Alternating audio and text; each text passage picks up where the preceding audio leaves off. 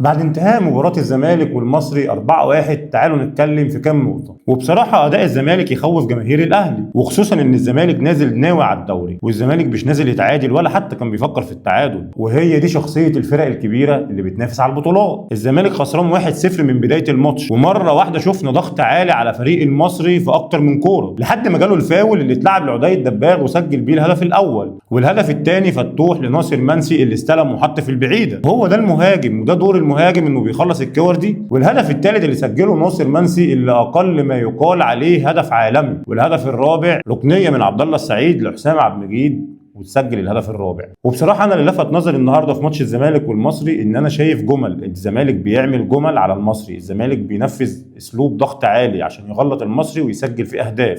الزمالك بيتدرب على كرات ثابته لدرجه ان هو سجل هدفين النهارده من كرات ثابته. الزمالك بيمرن مهاجمينه، وناصر منسي سجل هدفين من كورتين على المرمى، وده واحد بيتدرب على الجون. انا عندي لما بتفرج على الاهلي انا ما بشوفش اي اسلوب ولا اي حاجه بتطبق في الملعب. كل اللي بشوفه لما الاهلي بيلعب بشوف تخبيط. كل اللي انا طالبه من المدرب انه يدرس خصومه كويس، يدرس الخصم اللي بيلعبه كويس، ونشوف جمل في الملعب.